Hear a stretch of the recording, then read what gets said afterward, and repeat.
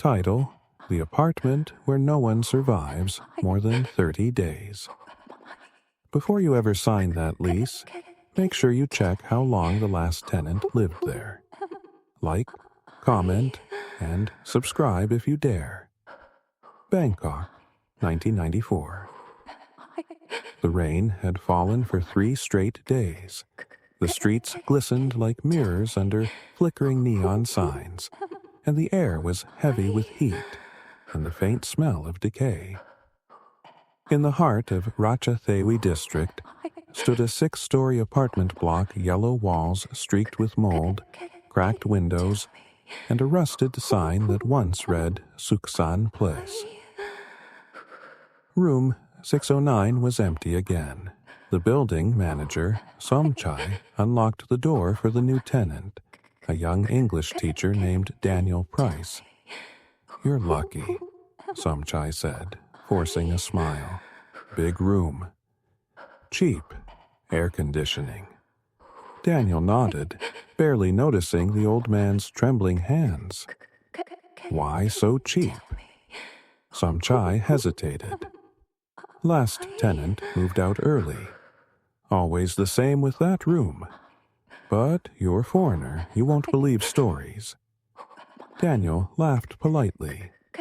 "Ghost stories?" Somchai's smile faded. "Not ghost. Place remembers." He didn't explain what that meant. Inside, room 609 smelled faintly of rain and rust. The walls were pale green, the kind that used to be white decades ago. The bathroom light flickered when Daniel turned it on. The air felt dense, like it hadn't been breathed in for years. He opened the balcony door for ventilation, but the air outside was worse.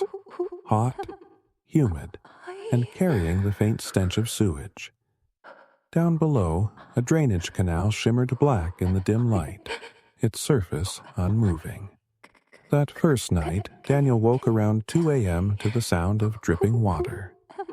Drip, drip, drip. He checked the bathroom dry, the kitchen dry. The sound was coming from the ceiling. When he looked up, he saw a dark, wet spot slowly spreading outward. Something thick, brownish, began to seep through the plaster. He grabbed a bucket, B. Oto, when he stepped under the stain, the air turned icy cold. He swore he heard something inside the ceiling, a faint scratching. Then, just as suddenly, the sound stopped. The next morning, the ceiling was dry again. No stain, no smell. He convinced himself it was exhaustion. That evening, he met another tenant, a Thai nurse named Arisa from the floor below. When he mentioned the dripping, her face turned pale. "You live in 609? "Yes." Her voice dropped to a whisper. "No one stays there." Last girl, she said the same. She heard water from ceiling. She dream of drowning every night. One morning, we found her. Daniel frowned. Found her? She drowned. In her own bathroom. He laughed nervously. "You mean she—" "The tub was dry," Arisa said, but her lungs were full. By the 3rd week, Daniel had stopped laughing. He woke with bruises on his arms circular, like fingerprints. His bathroom mirror fogged over even when the air was cold. Every night, he heard the scratching above the ceiling, and every night he dreamt of someone calling his name from under the floor. He began keeping his phone recording overnight, hoping to prove it was rats. But when he played the recordings back, there were no rats. There was breathing, slow, labored breathing. And once, at the 30-minute mark, a woman's voice whispered, "Why are you in my room?" He dropped his phone. The screen cracked. When he picked it up again, the timer showed 30 out exactly. 30 minutes recorded. 30 minutes until the whisper.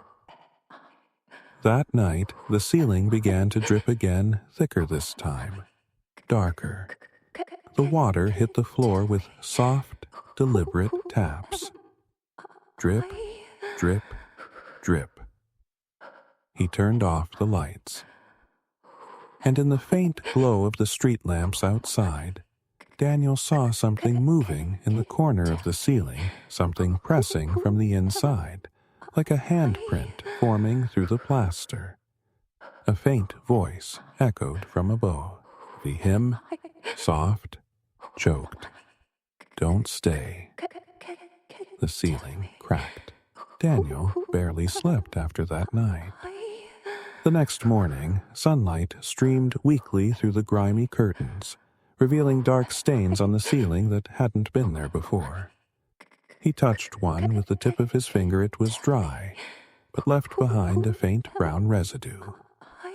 He packed his bags before noon, but when he reached for the doorknob, it wouldn't turn. The metal was ice cold, immovable. The lock wouldn't budge. He tried his spare key. Nothing. Then, from the other side of the door, he heard the faint sound of someone breathing deep and wet, like lungs filling with water. He stumbled back, heart pounding. The building manager, Somchai, didn't answer his calls. The front desk was closed when he went downstairs. The lobby lights flickered like dying fireflies. When he reached the courtyard, Arisa, the nurse from downstairs, spotted him. "You look terrible," she said, eyes wide. "You should leave that room." "I'm trying," he said. "The door won't open." She frowned. "Then it's starting." "What's starting?" Arisa hesitated, then motioned him to follow. She led him across the courtyard to the maintenance room, a small space cluttered with old cleaning tools, boxes, and a filing cabinet rusted at the corners. From one of the drawers, she pulled out an old plastic folder, stuffed with yellowed papers and newspaper clippings. "These are the people who stayed before you," she said. "Every one of them lived in room 609. He opened the folder. Inside were faded copies of tenant contracts, each with a move-in date and a death certificate paper-clipped beside it. All dated within 30 days. One died in the bathroom.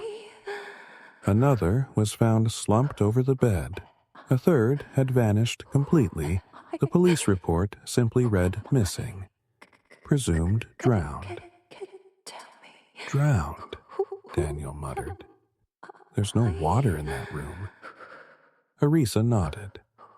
"That's the curse. She drowned in there first. The woman from before. Who was she?" Her name was Molly. Arisa pulled out the final clipping, a newspaper article from 1972. A black and white photo showed a smiling young Thai woman in front of the building. The headline read, "Tenant murdered in apartment body found in water tank." Daniel's stomach dropped. The article said she'd been found floating in the building's rooftop tank. The police suspected her boyfriend, but he disappeared before they could arrest him. The building reopened a year later, and her apartment, room 609, was rented again. Arisa pointed at the picture. "They say she still lives there. She doesn't know she's dead."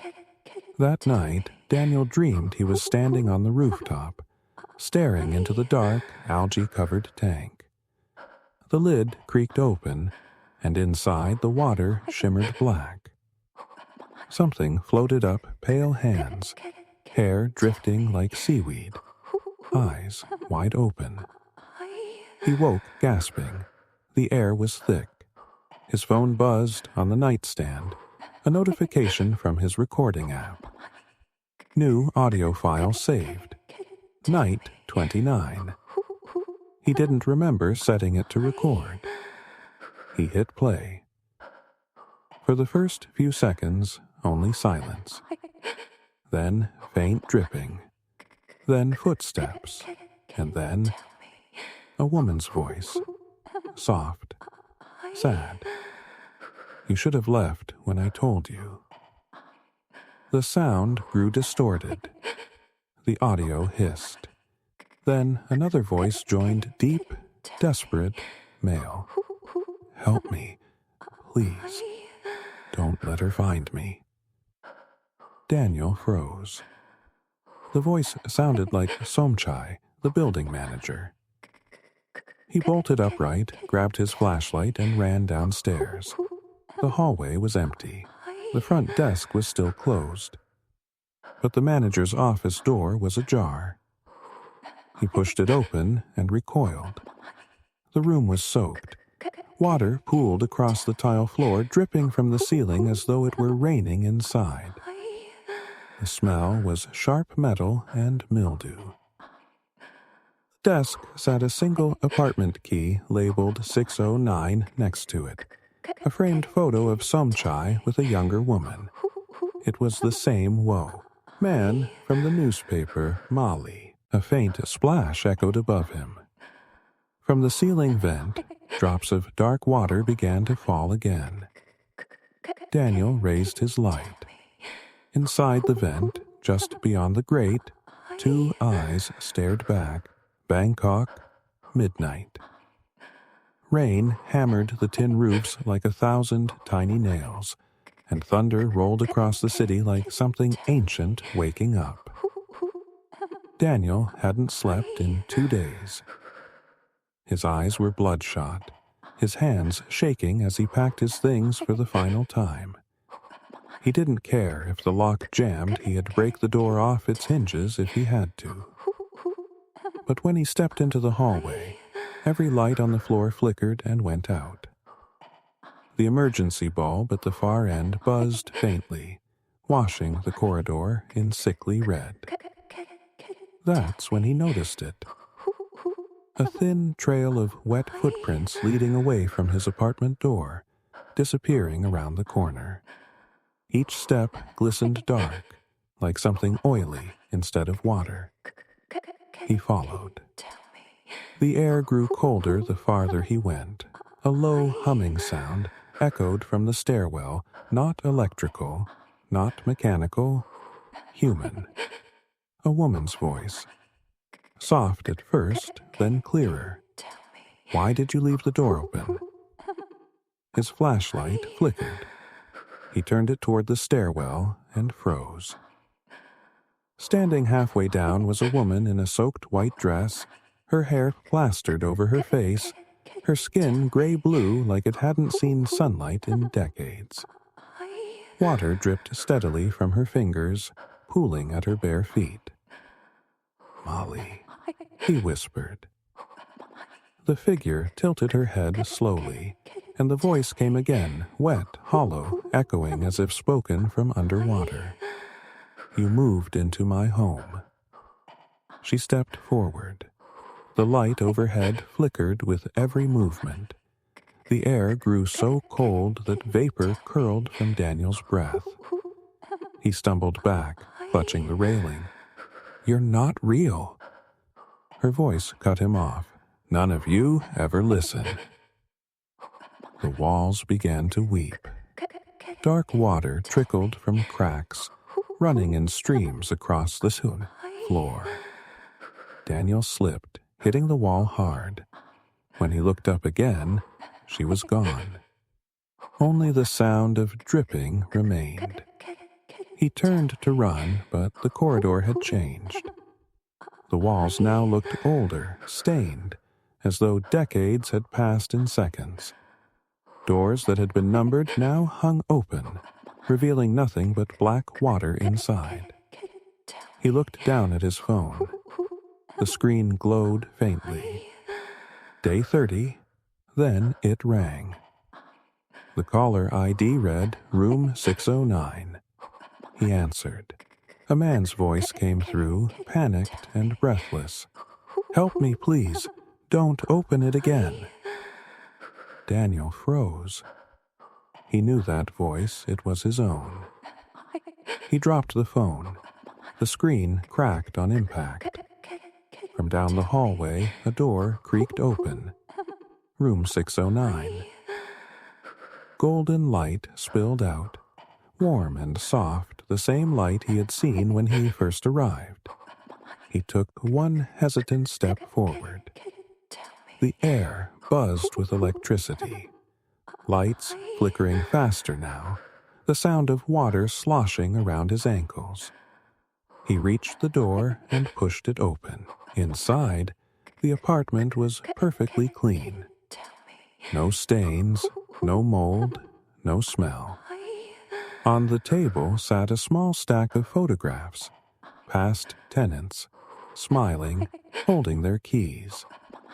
At the top of the pile was a new photo, his own face. And behind him, in the picture, through the reflection in the window, stood Molly. Her hands rested on his shoulders. He turned around. The room was empty except for a faint sound from the bathroom. Dripping. He stepped closer, hand trembling, and pushed the door open. The bathtub was full, not of water, but of murky, swirling black liquid. A faint outline floated beneath the surface. He leaned closer, heart pounding. It was his own face staring up at him, eyes open, mouth frozen mid-breath. The reflection rippled as a wet hand burst from the tub, grabbing his wrist and dragging him downward. The next morning, the building manager's office was empty again. Arisa returned with pole ice after noticing water leaking from the ceiling of room 509. When they broke down the door of 609, the apartment was dry. Daniel's belongings were gone. The only thing left was a single key on the floor, marked 609, and a small puddle shaped like a handprint. The police called it another ventilation accident. The locals knew better. They said the curse reset every 30 days, the room waiting patiently for the next tenant. And every so often, a faint voice could be heard echoing through the pipes, late at night, whispering from somewhere deep below the building. Don't stay. If you thought this story was terrifying, the next one will haunt you even more. Hit subscribe button so you don't miss it.